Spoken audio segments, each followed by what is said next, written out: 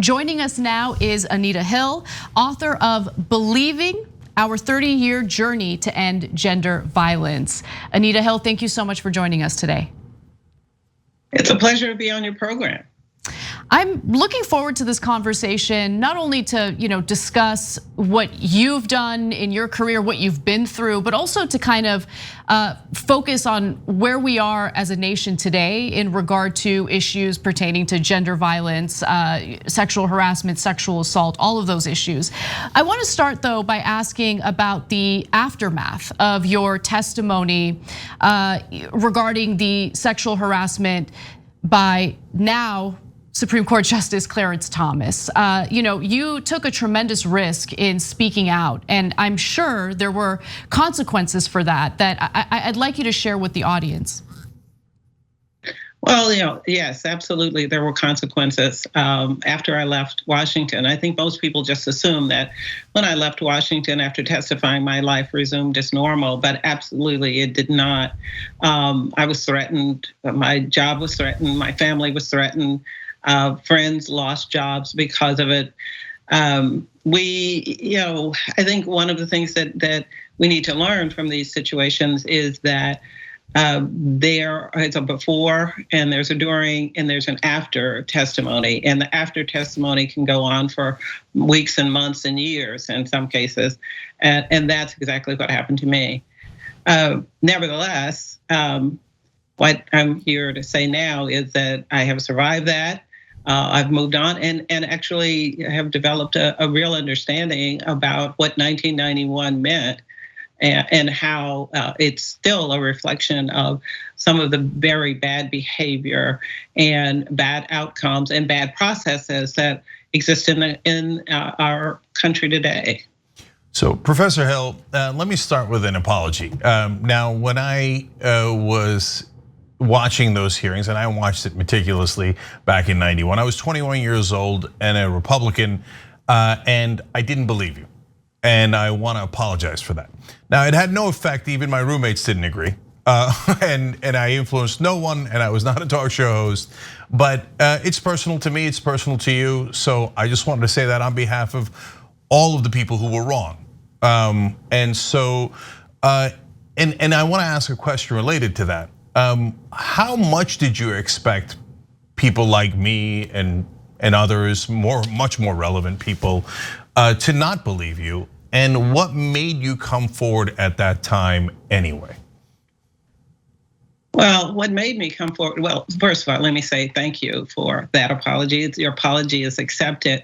But let me just be very clear. The process was set up for you not to believe me. And that's what happens in many of these instances. It's set up, it's stacked against believing anyone coming forward. And that was certainly the case in 1991.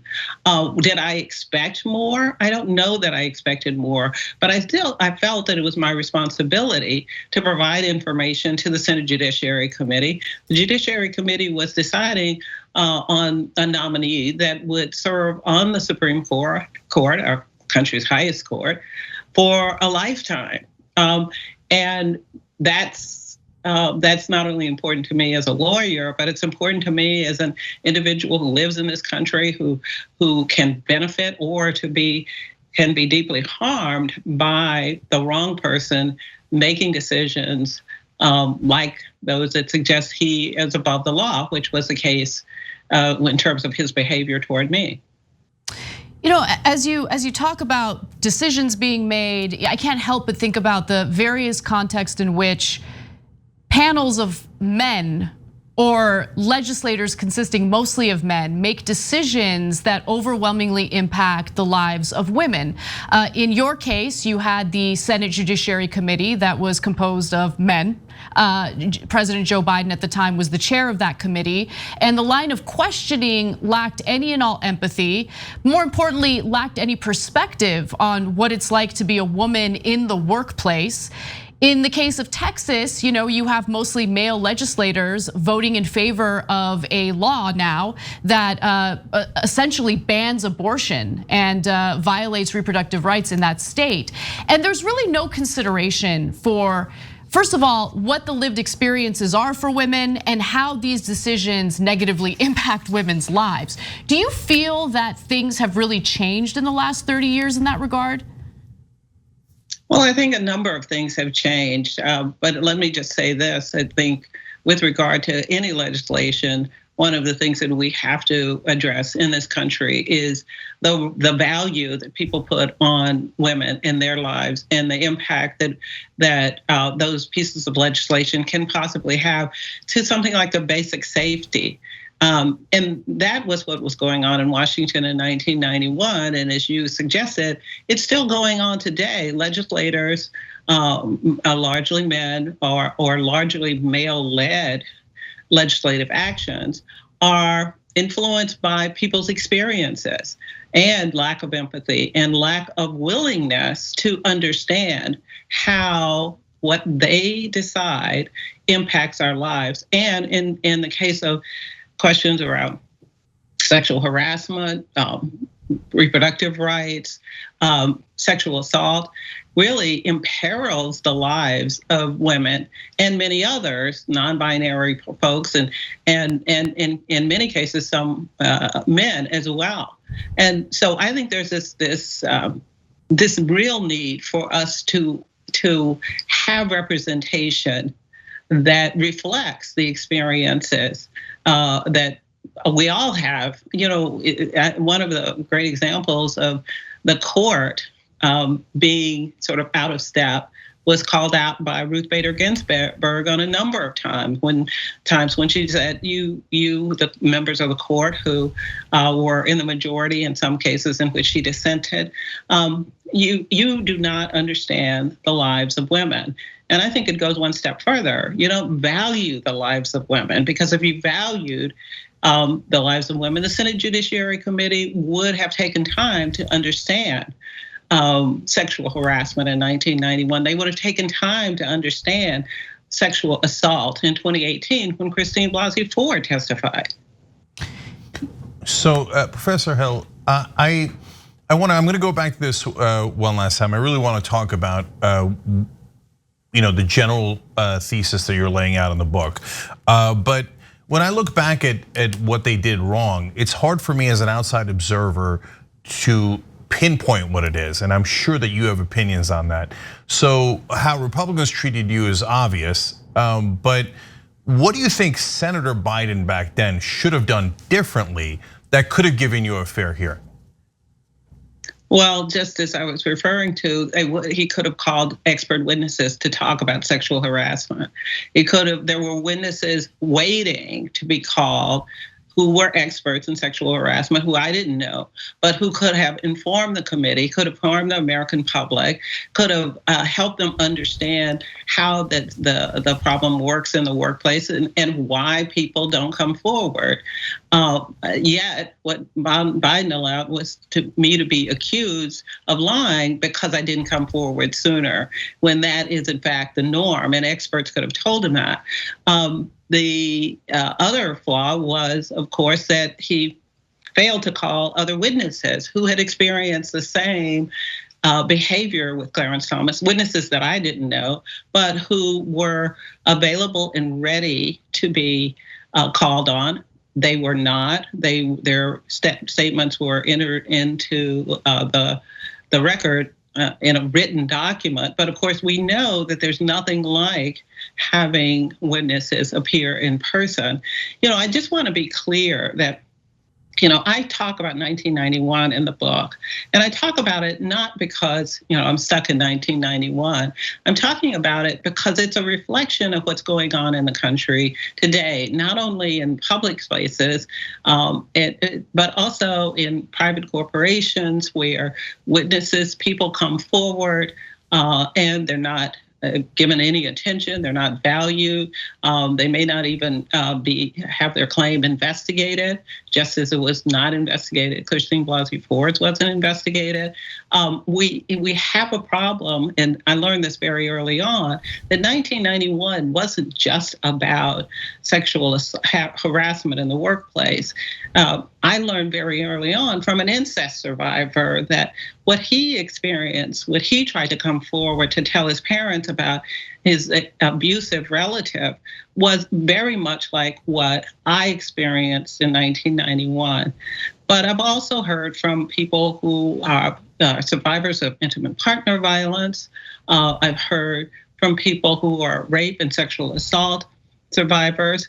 The problem really is bigger than sexual harassment in the workplace. It's about bullying in schools. 34% of middle school children are cyberbullied, whether from homophobia, racism, or misogyny, trolling, and other kinds of behavior that exists that really imperil the lives of individuals of all ages. And 1991 opened that conversation.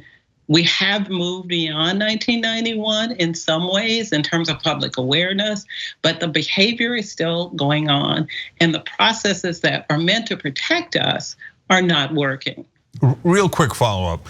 I know that he took forever to apologize to you, but eventually now President Biden did apologize. Did he ever explain to you or anyone else why he never called those witnesses? I don't have an explanation for that. But what I really want today in 2021, 30 years later, is more than an apology to me. I really want a leader, whether it's a leader in the White House today, tomorrow, in the next election. I want a leader that really understands the depth of this problem, the breadth of it in this country, the whole group of behaviors that I'm calling gender-based violence, and the harm that it is causing individuals, causing their families, causing their communities, causing institutions. And I want a leader that's going to commit to doing something about the problem. We've got a lot going for us now. We have people who are aware. We have people like you who have changed their minds and are now open to understanding this better. But we have to have leadership to make the change that will ultimately change the process that we put people into and allow more people to step forward and perhaps even reduce the amount of behavior that is going on today. It's interesting that you mentioned having strong leaders who are actually willing to do something, because when you really put everything into context, we're currently living in this political age where legislation that is favored by the vast majority of Americans across the political aisle doesn't get passed because we don't have good leadership. We have lawmakers who are motivated by their self-interest, by their financial interest, by political expediency, all of that stuff. And so when you think about economic policy, for instance, something that should be far easier for these lawmakers to pass, considering the popularity of a more robust social safety net, they fail time and time again. And typically they pay lip service to the issues that we're talking about right now during this interview, issues regarding gender violence, racial discrimination. Good example is what happened in the aftermath of the Black Lives Matter protests last summer. Lots of lip service paid by Democratic lawmakers in the form of Black Lives Matter murals, but behind the scenes, essentially allowing any effort to reform policing to just kind of fall by the wayside. And so what do you think, for those who want to do something, what do you think is the best path forward to really bring about change, to push our lawmakers to be the leaders that they claimed they wanted to be when they were running in their elections? Well, we have to push on these issues. I mean, in the 2020 election, the issue of gender-based violence very rarely even came up. It came up a couple of times when President Biden was asked about an apology. But it did not come up in terms of asking any of the candidates clearly what they would do to respond to. So we've got to, as a voting population, as a populace, to press the issues ourselves. We've got to expect that anyone who is leading this country will be concerned about the statistics. So 1 in 4 women will be sexually assaulted in college when they go to college, and the number is greater for those women who don't go to college. We need to be concerned about the fact that 1 in 4 women will be a victim of intimate partner abuse. We need to be concerned about the 1 in 6 men or boys who are sexually assaulted. And that to me is the public crisis. What we tend to have happen is that people don't understand that this is part of their responsibility, that taking care of the safety and well-being of individuals are part of a leader's responsibility. But what happens instead is that we try to personalize the problem, and we put the entire burden of eliminating it on the victims themselves. The victims who are less likely to have control of the processes, that are less likely to be defining and shaping the culture within our organizations. And what that ends up with is that we keep perpetuating it and passing it on from generation to generation. And I'm saying that it's time for this generation, my generation, those of us who are in control, to stop it, to make a change, to make a commitment, and bring in survivors and victims to help find the solutions. Final question for me is regarding the type of people who tend to get promoted, fail upward, if you will, into these leadership positions. And there are countless examples to give you. I mean, you referenced Brett Kavanaugh earlier. Brett Kavanaugh, who infamously had to be part of a hearing because he was accused of attempted rape when he was younger, is now a Supreme Court justice. You also have Donald Trump, who was still voted in as president of the United States after he was caught on tape bragging about physically assaulting women and grabbing them by their genitals. And so when you look at the values of society as a whole, do you ever feel despair? I mean, how do you have the mental strength necessary to kind of get past that and continue fighting for a better society that doesn't actually promote these people into leadership positions?